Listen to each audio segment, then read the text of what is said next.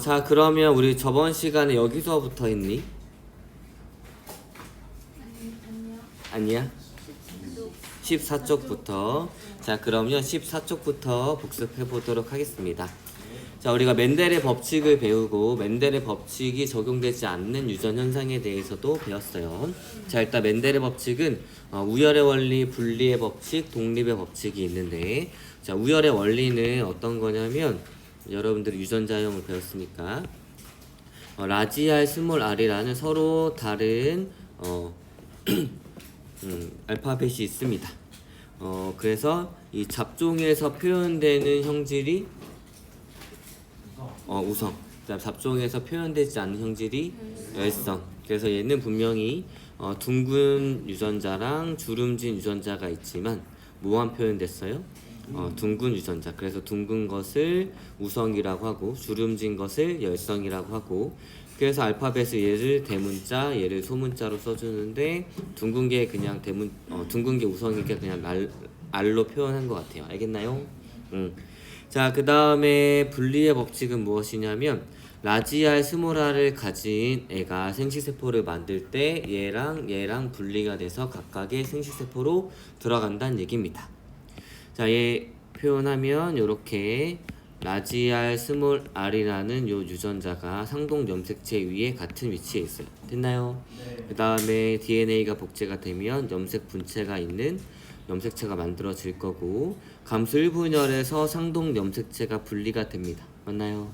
그 다음에 감수 2분열에서는 염색 분체가 분리가 되면서 라지 R, 스몰 r을 가진 생식세포가 총 4개가 만들어집니다.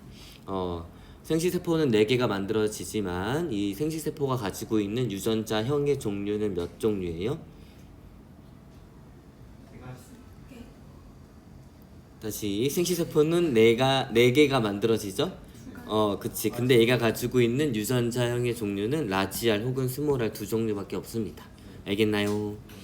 자, 그 다음에 독립의 법칙은 무엇이냐면 두 쌍의 대립 형질이 유전이 될 때 독립이란 얘기는 모양에 대한 유전자와 그 다음에 색깔에 대한 유전자가 서로 다른 상동 염색체 쌍 위에 있다는 얘기입니다. 그래서 얘네들이 유전이 될 때 얘랑 각각 분리가 되고 얘랑 각각 독립적으로 분리가 된다는 얘기예요. 그래서 이 R이 분리가 될 때랑 Y가 분리가 될 때 서로 독립적으로 분리가 되기 때문에 서로한테 영향을 준다 안 준다? 안 준다는 얘기입니다. 자, 그러면 맨델의 법칙으로 설명되지 않은 유전 현상이 있는데 연관, 그 다음에 중간 유전 이런 것들이 있었어요. 연관이라고 하는 것은 무엇이냐면 사람의 DNA는 46개밖에 없고 유전자는 한 25,000개 정도가 있기 때문에 하나의 DNA에는 여러 개의 유전자가 존재하게 됩니다. 그리고 이 DNA가 하나의 염색체를 구성하기 때문에 결국에 하나의 염색체에는 여러 가지 유전자들이 있을 수밖에 없어요. 알겠나요? 그래서 얘네들은 같은 배를 탔으니까 분리가 될 때 같이 분리가 되겠죠? 그래서 같이 있는 배를 탔으니까 독립적으로 유전이 돼야 안 돼요? 안 됩니다. 같이 이동하는 거예요. 알겠나요? 자, 이런 것들이 연관 유전이었고, 그래서 독립을 표현하게 되면 A랑 B랑 서로 다른 상동 염색체 쌍 위에 있는 거고, 연관을 표현하게 되면 A와 B가 같은 상동 염색체 위에 있습니다. 알겠나요? 그래서 얘네들은 같은 배를 타서 같이 이동하게 됩니다. 상인 연관은 대문자, 소문자끼리, 상반 연관은 대소문자가 같이 있는 겁니다. 자, 그 다음에 이제 중간 유전에 대해서 한번 알아보도록 할게요. 자, 중간 유전은 대립 유전자 사이에 우열이 불명확합니다. 불완전해가지고 유전자형에 따라서 표현형이 달라지는 거예요. 알겠나요? 자, 이 분꽃이 있는데 붉은색 꽃이랑 흰색 꽃이 있습니다. 얘는 순종 이렇게 가지고 있어요. 자, 그래서 얘가 만들 수 있는 건 라지 R의 한 종류, 그 다음에 W 한 종류입니다. 분명히 생식세포는 4개를 만들지만 다 라지 R을 가지고 있다는 얘기예요. 그 다음에 생식세포는 4개이긴 하지만 다 W를 가지고 있습니다. 알겠나요? 자, 그래서 얘네 둘이 만나게 되면 R과 W를 동시에 가지고 있는 개체가 만들어지게 되는데 우열이 명확하면 R이 표현되거나 W가 표현되거나 둘 중에 하나여야 돼요. 그런데 둘 다 표현되지 않고 중간 형질인 분홍색이 표현이 됐습니다.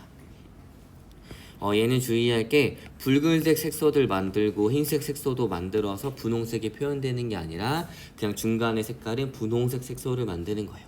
알겠나요? 이거랑 좀 헷갈리는 개념이 이겁니다. ABO식 혈액형이에요. 자, A랑 O랑 같이 있으면 A가 우성이기 때문에 A형이 표현이 됩니다. 그래서 A는 O에 대해서 완전히 우성인 거고, 그 다음에 B, O가 있으면 B가 표현이 됩니다. 왜냐면 B가 O에 대해서 완전히 우성이기 때문이에요. 그런데 어떤 사람이 A랑 B랑 둘 다 유전자를 가지고 있으면 A랑 B랑 같이 표현이 됩니다. A랑 B의 중간 형질이 표현되는 게 아니라 A도 표현되고 B도 표현이 되는 거예요. 왜냐면 A랑 B랑 O에 대해서 공동으로 우성이기 때문입니다. 그래서 얘네들을 A, B의 위치가 같고 O에 대해서 완전히 우성이다 라고 표현을 합니다. 알겠나요? 그래서 이런 것들은 A와 B가 공동 우성, 공우성이라고 표현합니다. 알겠나요? 자, 그러면 여러분들이 중간 유전을 봤을 때 어떤 특징이 있냐면 유전자형이 그대로 표현형의 B로 나타나게 됩니다. 그래서 여러분들이 풀게 될 문제에서 유전자형에 따라서 표현형이 다르다라고 나와 있으면 얘네들은 중간 유전이구나 라고 여러분들이 알고 있으면 됩니다. 알겠나요? 자, 그러면 이제 본격적으로 사람의 유전에 대해서 한번 알아보도록 하겠습니다. 자, 사람의 유전. 사람은 유전 연구를 하기에 굉장히 안 좋은 개체입니다. 왜냐면 우리가 유전을 연구한다는 얘기는 무엇이냐면 여러 세대를 거쳐서 이 자손들한테 태어나는 표현형이나 이런 것들을 보고 확률적으로 통계를 내는 거예요. 알겠나요? 자, 그런데 사람은 보통 자녀를 낳을 때가 한 3, 40대 정도 낳겠지? 빠르면 20대. 그러면 내가 한 3세대를 거쳐서 연구를 하고 싶어 해. 그럼 난 이미 연구하다가 죽어버리는 거예요. 내가 100년 정도 살지 못하니까. 알겠지? 그래서 이 사람은 한 세대가 굉장히 길기 때문에 유전 연구에 적합하지 않습니다. 그럼 여기에서 세대라는 건 무엇일까? 자손. 그렇지. 이 태어난 아기가 다시 자라서 다시 자손을 낳을 때까지를 한 세대라고 합니다. 사람은 한 세대가 굉장히 길기 때문에 한 두 세대, 세 세대만 연구하던 사람은 이제 저 세상으로 간 그런 느낌이죠. 그 다음에 우리가 멘델이 완두콩을 썼을 때 이점은 무엇이냐면 자손의 숫자가 굉장히 많아가지고 얘를 이제 통계적으로 유의미하게 밝혀내는 거예요. 자, 그런데 사람은 자손이 많아야 뭐 2명, 3명, 4명 이 정도지. 이런 건 어떤 느낌이냐면 동전을 던졌을 때 앞면이 나올 확률이 2분의 1, 뒷면이 나올 확률이 2분의 1이죠. 근데 2분의 1의 확률이 나오기 위해서 동전 한 번만 던지면 될까? 안 되지. 동전 한 번 던지면 앞면이 나왔어. 그럼 앞면이 나올 확률이 1이란 말이지. 근데 우리가 2분의 1의 확률을 만족하려면 이 동전을 무한대를 계속 던져야겠죠. 그래서 통계적으로 유의미하게 되려면 자손의 숫자가 굉장히 많아야 되는데 사람은 그러지 않습니다. 알겠나요? 자, 그리고 이 사람은 또 형질이 굉장히 다양하고 환경의 영향을 받는 것도 있기 때문에 유전 연구를 하기에는 좀 어려워요. 자, 이걸 한번 글로 한번 정리해 보도록 하겠습니다.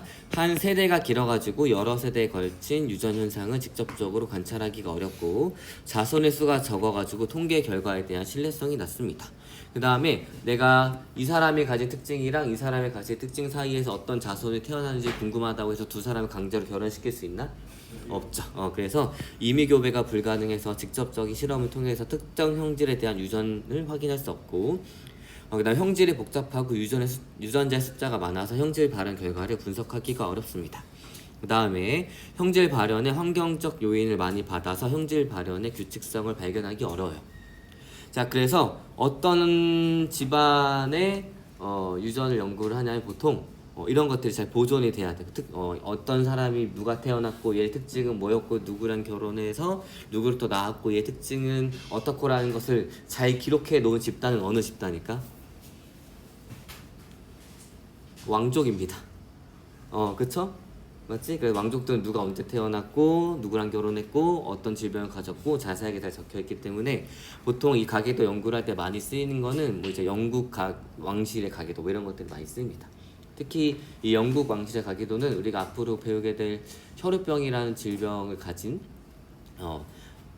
유전자를 가지고 있는데 얘네 또 이제 왕족들은 본인들의 세력을 유지하기 위해서 어떻게 결혼해? 본인들끼리 결혼하지. 그래서 이 유전 형질이 굉장히 잘 발현이 될 수가 있어요. 알겠나요? 자, 아무튼 이런 특징이 있기 때문에 유전 연구가 어렵고 멘델은 또 운 좋게 이 특징과 반대되는 완두를 연구했기 때문에 우리가 멘델의 법칙을 알게 되는 거예요. 알겠나요? 자, 그러면 사람의 유전 연구 방법은 어떤 것들이 있는지 보도록 하겠습니다. 가계도 조사가 있고, 그 다음에 쌍둥이 연구가 있고, 그 다음에 집단 조사가 있고, 그 다음 염색체 및 유전자 연구가 있습니다. 자, 그럼 가계도 한번 보도록 할게요. 특정 유전 형질을 가진 집안의 가계 구성원 전체의 유전 형질을 조사해서 가계도를 나타낸 것입니다. 그래서 이 다음 가계도로 나타낸 다음 유전 형질이 어떻게 유전이 되는 것인지 조사를 한 거예요. 이런 것들이 가계도인데 가계도의 이런 문자나 이 선들은 어떤 걸 의미하는지 한번 보도록 하겠습니다. 자, 가계도 작성에 이용되는 기호와 가계도 예시예요. 한번 보도록 하겠습니다. 자, 네모는 남자, 동그라미는 여자로 표현이 되고 둘이 결혼했으면 이렇게 수평선으로 연결해 줍니다. 그 다음에 결혼해가지고 자손을 낳았으면 이렇게 아래쪽으로 가지를 쳐주는데 보통 첫 번째 태어난 애들을 왼쪽으로 써줘요. 알겠나요? 그러니까 남자와 여자와 결혼해서 자손을 낳았는데 첫째는 여자였고 둘째는 남자였다. 이런 것들을 알 수가 있습니다. 그 다음에 쌍둥이를 표현을 하는데 자, 여러분들 쌍둥이가 뭐예요? 그치, 엄마 뱃속에서 동시에 자라서 동시에 태어난 사람들을 쌍둥이라고 하죠. 이 쌍둥이는 1란성 쌍둥이와 2란성 쌍둥이가 있습니다. 둘의 차이점은? 오, 그렇지. 그래서 수정란이 처음부터 한 개였는지 수정란이 처음부터 두 개였는지죠. 자, 일단 1란성 쌍둥이와 2란성 쌍둥이를 보도록 하겠습니다. 자, 1란성 쌍둥이는 난자가 하나였고 그래서 수정란이 하나였어요. 그래서 이게 보게 되면 수정란이 이게 난자가 하나 있고 그 다음에 정자들이 수정하고 있는데 정자 하나랑만 수정을 하게 됩니다. 그래서 정자랑 수정을 하게 되면 난자에서 두꺼운 막 같은 게 생겨가지고 다음 정자들이 수정할 수 없어요. 신기하죠? 그래서 이렇게 수정란이 만들어지게 되면 세포 분열을 거칩니다. 근데 세포가 분열했는데 세포의 크기가 작아졌죠? 이런 것들을 나날이라고 해요. 알겠죠? 기억나니?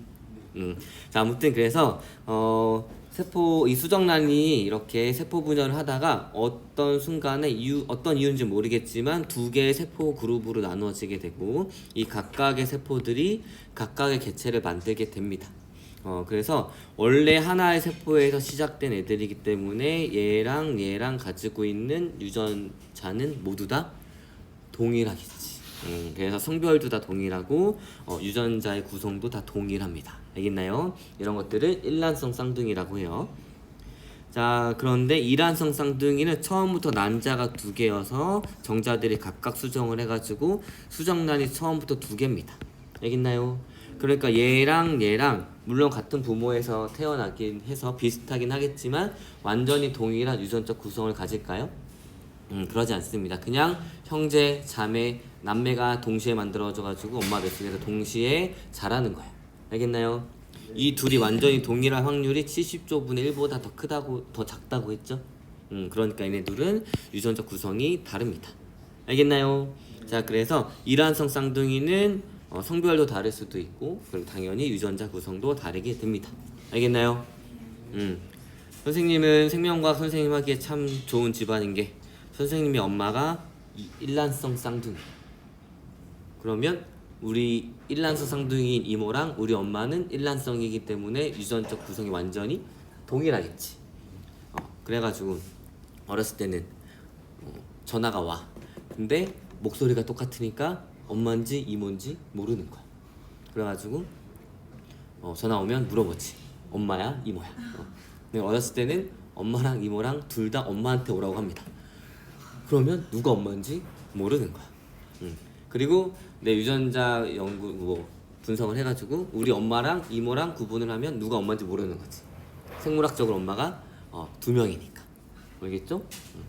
그래서 어렸을 때는 엄마도 못 알아보는 뭐 이런. 아무튼 그렇습니다. 알겠죠? 그런데 성격은 우리 이모가 좀 더 좋은 것 같아요. 이걸 통해서 뭘 할 수 있어? 아, 성격은 유전보다는 환경이구나. 이런 걸 알 수가 있습니다. 자, 그럼 다시 보게 되면 예를 들어서 이런 거야. 우리 뭐좀 극단적인 예시지만 우리 엄마가 누굴 죽이고 도망쳤어. 근데 거기 앞에 우리 엄마의 머리카락이 떨어졌어. 유전자 분석을 하지? 그럼 범인이 우리 엄마인지 이모인지 모른다는 얘기예요. 알겠죠?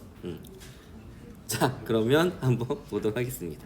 자, 그래서 일란성 쌍둥이와 이란성 쌍둥이는 이런 식으로 나타내는데, 일란성 쌍둥이는 원래는 한 명이었는데 이제 두 명으로 갈라진 느낌으로 표현해줍니다. 알겠죠? 그래서 성별도 이렇게 똑같고 유전적 구성도 똑같아요. 그런데 이란성 쌍둥이는 동시에 태어났지만 처음부터 다른 가지입니다. 그래서 이런 식으로 표현해줍니다. 그 다음에 뭐 특정 대상이 있는 것들은 색깔로 표현할 수도 있고 빗금으로 표현할 수도 있고 문제에 따라서 다양하게 표현을 해줍니다. 알겠나요? 자, 그 다음에 그래서 이렇게 가계도를 표시를 하게 되면 1, 2, 3이 있는데 로마자는 세대를 나타나게 됩니다. 가계도 분석을 통해서 알 수 있는 건 무엇이냐면 특정 형질이 우성인지 열성인지도 알 수 있으니까 여러분들이 가계도를 분석해서 얘가 우성인지 열성인지도 찾아내야 한다는 얘기고, 자, 유전자가 성염색체 위에 있는지, 성염색체 위에 있는지, 성염색체라면 X 위에 있는지, Y 위에 있는지에 대해서도 여러분들이 찾아볼 수 있어야 합니다. 알겠나요? 그렇지만 문제의 한 98% 정도는 이 유전자가 성염색체 위에 있으면 보통 X 염색체 위에 있습니다. 알겠나요? Y 염색체에 있는 건 너무 쉬우니까 그런 거예요. 알겠죠? 자, 그 다음에 가계를 구성한 사람들 사이에서 얘랑 결혼했을 때 태어나는 자손이 가질 수 있는 유전자형의 확률, 표현형의 확률, 이런 것들을 여러분들이 더 파악할 수 있어야 하는데, 복잡하지만 선생님이랑 차근차근 하면 여러분들 할 수 있어요. 알겠죠? 알겠니? 자, 이렇게 가계도 분석을 하고 그 다음 쌍둥이 연구를 합니다. 선생님이 방금 설명을 했지만 우리 이모가 우리 엄마보다 성격이 좋다 그랬죠? 유전적 구성은 똑같은데 그러니까 유전적 이 성격은 뭐에 더 영향을 많이 받는다는 걸 알 수 있어? 환경, 맞지? 그런데 쌍꺼풀의 유무 똑같고 혈액형도 똑같아. 그럼 쌍꺼풀이랑 혈액형은 뭐의 유전을 받는 거야? 그치? 뭐의 유전을 받는? 뭐의 영향을 많이 받는 거야? 환경보다는 유전이지. 이런 식으로 쌍둥이 연구를 하게 되면 뭐가 더 환경에 영향을 받는지, 뭐가 더 유전에 영향을 많이 받는지 알 수가 있습니다. 알겠나요? 자, 쌍둥이 연구. 일란성 쌍둥이와 이란성 쌍둥이를 비교해서 특정 형질이 유전과 환경 중 어느 요인에 의해서 영향을 많이 받는지 알 수가 있습니다. 자, 일란성 쌍둥이.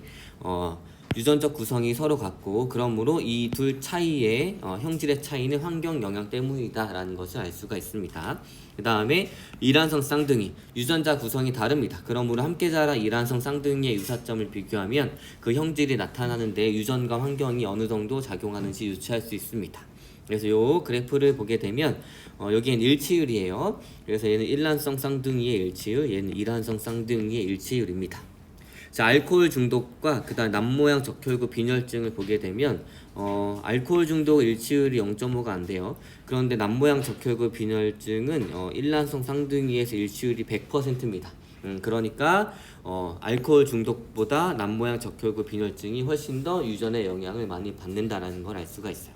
알겠나요? 이런 식으로 여러분들이 구분해 줄 수 있습니다. 그 다음에 치매를 보게 되면 일란성 쌍둥이가 이란성 쌍둥이보다 훨씬 더 일치율이 높죠. 이거는 치매는 환경적 영향도 있지만 그래도 유전적 영향이 더 크다, 이런 것들을 알 수가 있다는 얘기예요. 알겠나요? 자, 그 다음 집단 조사 해볼게. 집단 조사를 보도록 하겠습니다. 특정 지역이나 인종을 대상으로 유전 형질을 조사해서 통계 처리를 하는 거예요. 그래서 혈액형이 궁금하다 봤을 때 한국인은 뭐 A형이 많고 중국인은 O형이 많다, 이런 것들을 알 수가 있다는 얘기입니다. 자, 그 다음에 염색체 및 유전자 연구를 보게 되면 핵형 분석을 통해서 염색체 이상 유전병, 그 다음에 DNA 특정 유전자 염기 사유를 분석해서 유전적 여부와 유전 현상을 알아낼 수가 있어요. 알겠나요? 자, 그러면 이제 유전의 기본 원리에 대해서 한번 알아보도록 하겠습니다. 우리 한 번씩 다 해봤던 건데 정리해보는 거예요. 자, 사람의 형질이 유전이 될 때도 우열의 원리, 그 다음 분리의 법칙, 독립의 법칙이 적용이 되면서 동시에 이 멘델의 유전 법칙이 적용되지 않는 연관, 그 다음 공동우성, 중간 유전, 이런 것들이 다 나타날 수 있다는 얘기입니다. 알겠나요? 자, 그 다음에 유전 형질과 유전자 보게 되면 유전 형질은 상동 염색체의 동일한 위치에 있는 대립 유전자 쌍에 의해서 결정이 됩니다. 자, 이제 부모 유전자가 자손에게 유전된 원리를 한번 보도록 할게요. 자, 쌍꺼풀이 있습니다. 라지에이, 라지에이요. 그 다음에 스몰에이, 스몰에이인데 이 사람은 외꺼풀입니다. 그러니까 라지에이를 대문자 썼으니까 쌍꺼풀이 우성인 거고 스몰에이를 소문자로 썼으니까 외꺼풀이 열성입니다. 됐나요? 자, 얘는 순종이에요, 잡종이에요? 순종. 그 다음에 얘도 순종이에요, 잡종이에요? 그래서 순종의 서로 다른 대립 형질을 가진 부모입니다. 알겠니? 우리 완두에서 모양 했던 거랑 똑같아요. 알겠죠? 자, 그러면 얘가 DNA가 복제가 되면 이런 식으로 염색 분체가 있는 염색체가 만들어지게 됩니다. 됐나요? 그래서 A가 여기선 2개였다면 복제가 되니까 하나, 둘, 셋, 4개가 되는 거예요. 됐죠? 자, 그런데 감수 1분열에서 뭐가 분리가 돼요? 상동 염색체가 분리가 돼서 A 이렇게 들어가게 됩니다. 또 감수 2분열에서 뭐가 분리가 돼요? 염색 분체가 분리가 되면서 생식세포는 4개가 나오지만 생식세포가 가지고 있는 유전자형의 종류는 라지에이 한 종류만 나오게 되는 거예요. 알겠나요? 자, 그러면 엄마를 보도록 하겠습니다. 열성의 순종이에요. 마찬가지로 DNA가 복제가 되고 감수 1분열에서 상동 염색체가 분리가 됩니다. 그래서 그리고 감수 2분열에서는 염색 분체가 분리가 돼서 생식세포는 4개가 나오지만 유전자형의 종류는 몇 종류? 스몰이 한 종류가 나오게 됩니다. 그래서 둘이 결혼해가지고 자손을 낳았어요. 그럼 자손은 아빠한테는 라지 A만 받을 수 있고 엄마한테는 스몰 A만 받을 수 있겠죠? 그래서 자손은 잡종입니다. 알겠나요? 그래서 라지 A와 스몰 A를 가지는 잡종인 거고 그 다음에 라지 A와 스몰 A 잡종인데 표현형이 쌍꺼풀이야. 그러니까 잡종에서의 표현형이 뭐라 그랬지? 우성과 열성 중에 우성. 그래서 여기서 그래서 쌍꺼풀이 우성이고 외꺼풀이 열성이구나 라는 것도 알 수가 있습니다. 알겠나요? 자, 그럼 이 자손이 또 누구랑 결혼할 거냐면 자신과 동일한 유전자형을 가진 애랑 결혼을 할 거예요. 됐나요? 자, 그러면 요 자손이 만들 수 있는 생식세포가 가지는 유전자형의 종류는 몇 종류예요? 몇 종류야? 유전자형의 종류. 여기에서 나올 수 있는 생식세포가 가지는 유전자형의 종류. 생식세포야. 자, DNA가 복제가 되죠. 그러면 라지 A, 스몰 A를 가집니다. 그 다음에 상동 염색체가 분리가 되고 염색 분체가 분리가 되니까 라지 A, 스몰 A를 가지는 생식세포가 이렇게 4개가 만들어지게 돼요. 맞죠? 그러면 여기에서 만들어질 수 있는 생식세포가 가질 수 있는 유전자형의 종류는 몇 종류? 2종류입니다. 라지 A 하나, 스몰 A 하나. 알겠나요? 이 문장 이해됐어? 헷갈려? 다시 한번. 선생님이 물어본 거는 요 개체가 만들 수 있는 생식세포가 가질 수 있는 유전자형의 종류입니다. 유전자형은 알파벳으로 나타내는 거죠. 자, 그러면 얘가 DNA가 복제가 되게 되면 라지 A, 그 다음에 스몰 A가 이렇게 될 거예요. 근데 감수 1분열에서 뭐가 분리가 돼요? 상동 염색체가 분리가 됩니다. 그 다음에 감수 2분열에서 뭐가 분리가 돼요? 염색 분체가 분리가 됩니다. 그러니까 얘랑이 각각 생식세포가 이렇게 만들어지게 되는 거예요. 알겠나요? 자, 연속적인 2번의 분열을 했으니까 딸세포는 4개가 만들어지는 게 맞아요. 맞죠? 그런데 선생님이 지금 물어보는 거는 얘네들이 가질 수 있는 유전자형의 종류입니다. 그러면 얘는 유전자형을 라지 A를 갖고 얘도 유전자형을 라지 A를 갖고 얘는 스몰 A를 갖고 얘는 스몰 A를 갖죠? 그러니까 유전자형의 종류는 라지 A 혹은 스몰 A라는 2종류를 가질 수 있게 되는 거예요. 알겠나요? 이해됐어요? 좋아요. 그런데 이제 또 뭘 할 거냐면 얘랑 동일한 유전자형을 가진 얘랑 결혼을 해서 낳을 수 있는 자손들을 볼 겁니다. 됐나요? 자, 그러면 얘가 만들 수 있는 생식세포는 라지 A, 스몰 A 둘 중에 하나지. 그 다음에 얘랑 똑같은 유전자 구성을 가진 애도 라지 A 혹은 스몰 A를 가질 수 있는 애를 만들 거예요. 그러면 이 둘이 만나서 결혼하게 되면 얘랑 얘랑 만나거나 얘랑 얘랑 만나거나 얘랑 얘랑 만나거나 얘랑 얘랑 만날 수 있는 애들이 나타나게 됩니다. 알겠죠? 그것을 이제 표현을 하는 방법을 배울 거예요. 이해됐니? 자, 아버지가 쌍꺼풀이긴 하지만 잡종인 거고, 어머니도 쌍꺼풀을 나타내지만 잡종인 사람끼리 결혼해서 낳은 자손을 볼 거예요. 그래서 여러분들 일단 이렇게 사각형을 그려주게 됩니다. 됐죠? 자, 그래서 아빠한테 올 수 있는 생시세포를 써줍니다. 라지 A 혹은 스몰 A가 올 수 있어요.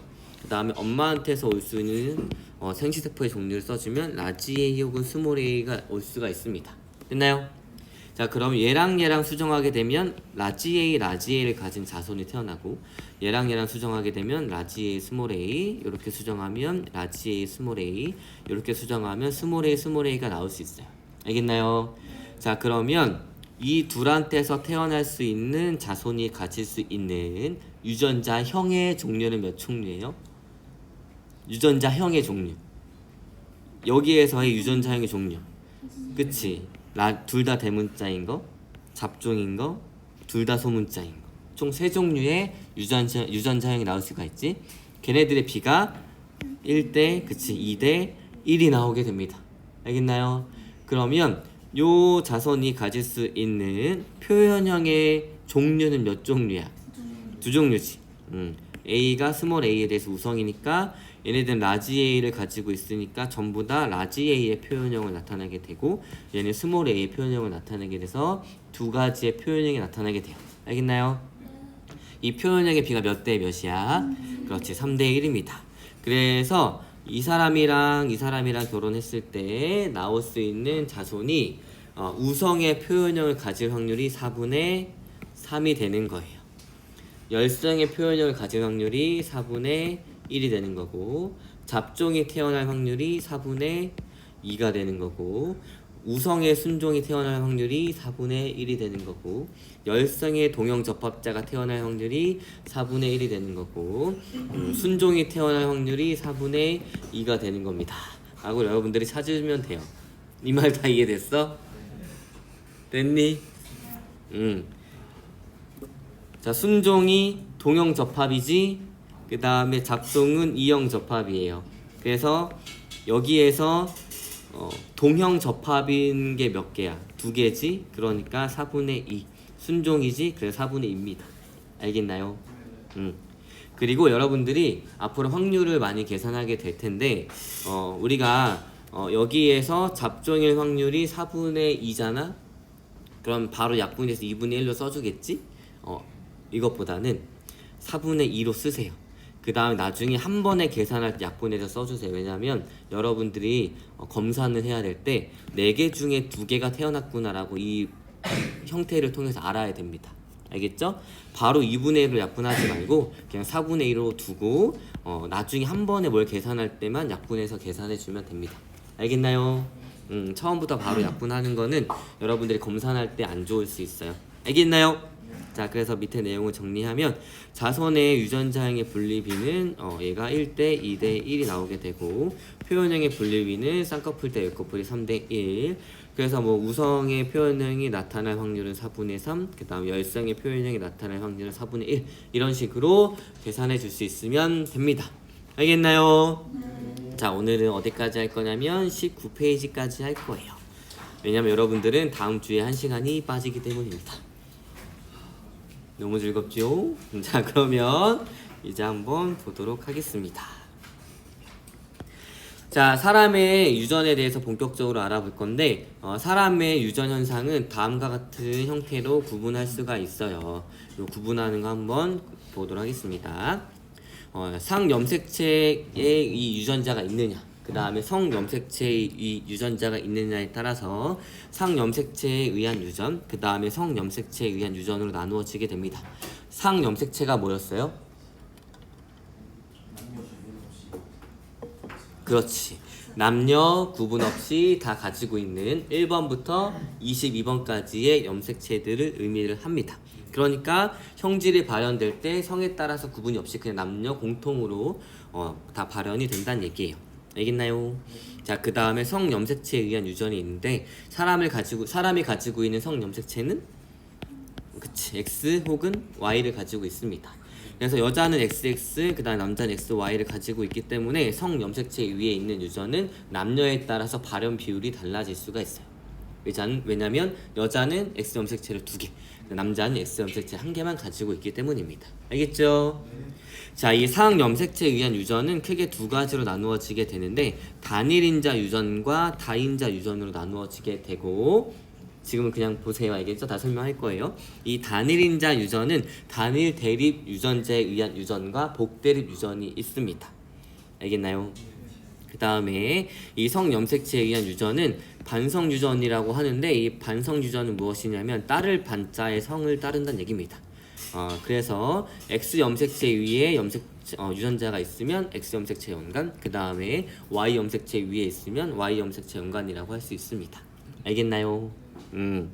자, 그러면 우리는 오늘 이 단일 인자 유전에 대해서 배울 건데, 이 단일 인자 유전과 다인자 유전은 어떤 특징을 가지냐면, 단일 인자 유전은 어떤 형질을 결정하는데 한 쌍의 유전자만 관여합니다. 이게 뭐냐면 완두의 모양이라는 형질을 결정하는데 우리가 라지알 혹은 라지알 스몰알 이렇게 한 쌍의 대립 유전자만 관여를 했어요. 이런 것들을 단일 인자 유전이라고 합니다. 알겠나요? 자, 근데 다인자 유전은 무엇이냐면 사람의 피부색이 있어요. 근데 피부색을 결정하는 유전자가 이렇게 A그룹 하나, 그 다음에 B그룹 한 쌍, 그 다음에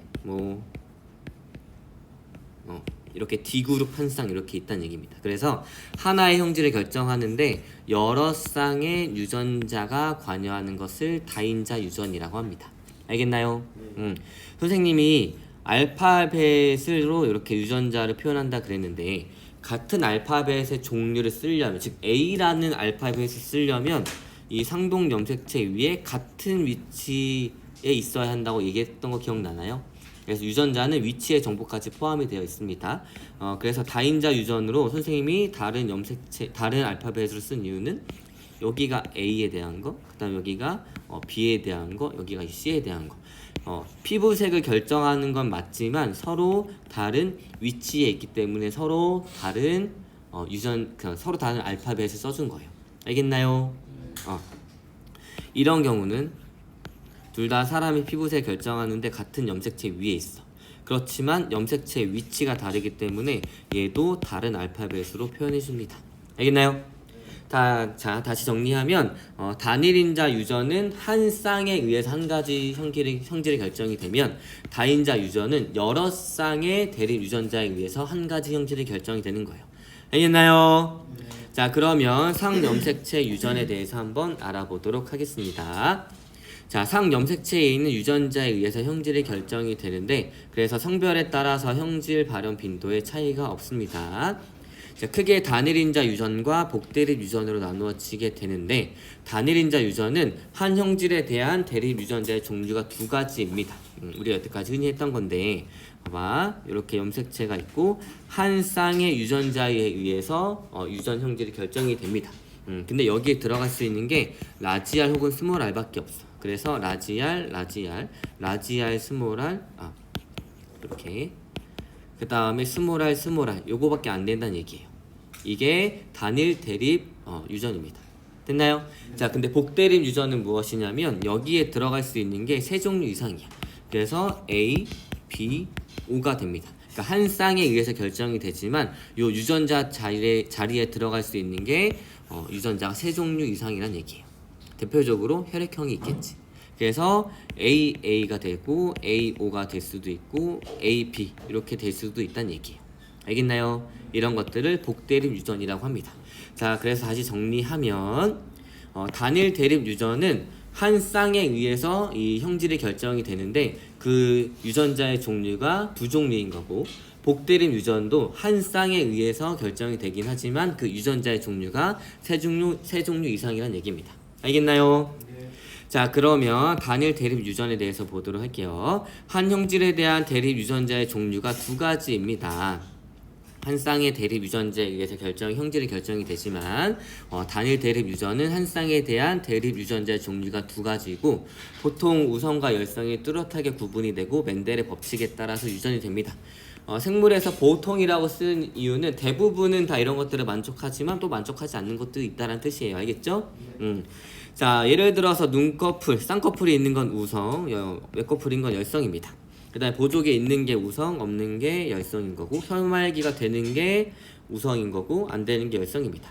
귓불은 이렇게 사람 볼이 있으면 이렇게 귓불이 이렇게 떨어져 있는 걸 분리형이라고 하고, 귓불이 이렇게 부착되어 있는 것을 부착형이라고 하는데, 분리형이 우성, 부착형이 열성이에요. 그 다음에 이마선은 M자 모양이 우성, 그 다음에 일자형이 열성인데, 이 M자를 보통 이제 또 V자형으로 표현될 수도 있습니다. 알겠나요? 자, 그 다음에 엄지를 지금 한번 젖혀보세요. 엄지 끝이 이렇게 젖혀지면 우성인 거고, 젖혀지지 않으면 열성입니다. 자, 엄지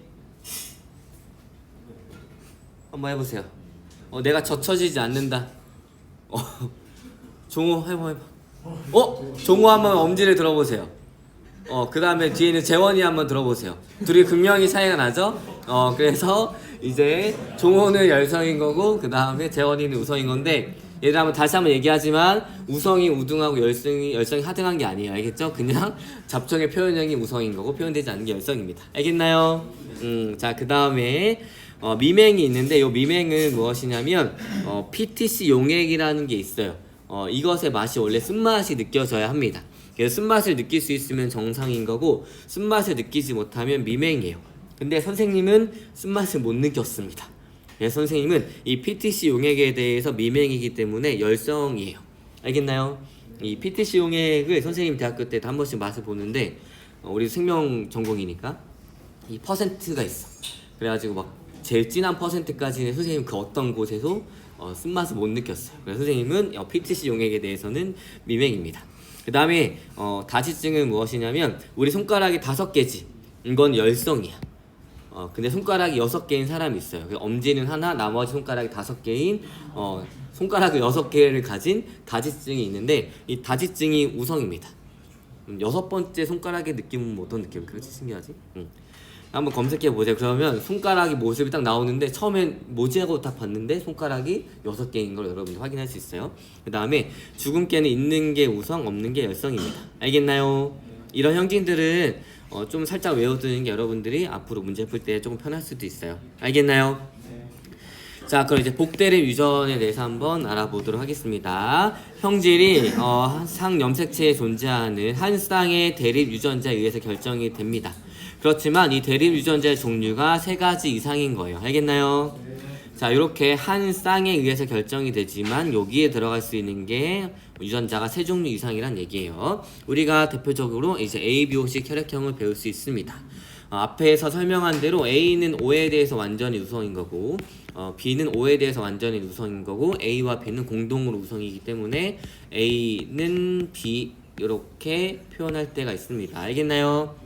자, ABO식 혈액형 대립 유전자는 A, B, O가 있고, 이렇게 3종류가 있고, A는 응집원 A를 만들고, B는 응집원 B를 만들고, O는 응집원을 만들지 않습니다. 그 다음 우열관계는 A랑 B랑 공동으로 우성이고, 뭐에 대해서 우성이냐면 O에 대해서 공동으로 우성입니다. 알겠나요? 자, 그 다음에 혈액형 어떻게 결정이 되냐? 요 3가지 중에 2개가 쌍을 이루어가지고 결정이 됩니다. 자, 그래서 표현형은 AB, A형, B형, AB형, O형 이렇게 4가지지만 유전자형 6가지예요. 왠지 한번 보도록 하겠습니다. 자, A형이에요. 응집원과 응집소 기억나니? 앞으로 여러분들이 혈액형이랑 이 유전현상이랑 같이 섞여서 나오기 때문에 ABO식 혈액형은 다시 한번 복습을 해줘야 합니다. 자, A형은 적혈구에 응집원 A가 있는 것을 A형이라고 합니다. 그쵸? 근데 이 응집원 A는 응집소 뭐랑 만나면 응집이 돼요? 알파랑 만나면 응집이 되고, 응집원 B는 베타랑 만나면 응집이 됩니다. 응집이 된다는 얘기는 적혈구가 뭉쳐져가지고 혈관을 막을 수 있다는 얘기예요. 그러니까 A형은 혈장 속에 혹은 혈장 속에 알파가 있으면 돼? 안 돼? 안 되죠. 그래서 얘는 베타가 있고, 자, B형은 응집원 B를 가지고 있으니까 알파를 가지고 있으면 돼? 안 돼? 안 됩니다. 그래서 혈장 속에는 베타를 가지고 있으면 돼? 안 돼? 안 됩니다. 그러니까 혈장 속에 뭐가 있어야 돼요? 알파를 가지고 있어야 되고 A병은 알파가 있으면 되는데 안 되고 베타가 있으면 되는데 안 되니까 응집소가 없고 O형은 알파도 있고 베타도 있습니다. 알겠나요? 그래서 얘에 있는 B형의 혈장이랑 A형의 적혈구랑 응집 반응이 일어나겠지. 이런 것들 다 기억나죠? 좋아요. 한번 볼게요. 자, 적혈구 표면에 응집원 A를 만드는 A형은 유전자가 AA 혹은 AO가 이렇게 될 수 있습니다. 얘는 당연히 A를 표현할 거고 O에 대해서 A가 우성이니까 A를 표현하게 되는 거예요. 그 다음에 B형은 응집원 B를 가지는데 B랑 BO가 있을 수 있습니다. 얘도 O에 대해서 B가 우성이니까 B를 표현하게 되는 거고 AB형은 응집원 A랑 그 다음에 B가 같이 있고 동시에 표현이 되기 때문에 AB형이라 부르는 거고 그 다음에 O형이 표현되기 위해서는 A도 있으면 안 되고 B도 있으면 안 돼서 OO입니다. 알겠죠? 요것을 뭐 이런 식으로 I로 표현할 수 있는데 선생님은 쓰기 너무 귀찮으니까 이런 식으로 표현할 거예요. 알겠나요? 자, 그래서 표현형은 4가지지만 유전자형은 6가지가 나옵니다. 알겠나요? 자, 오늘 빡세게 나가는데 수업 잘 따라오느라 고생 많았습니다. 그래서 오늘은 여기까지.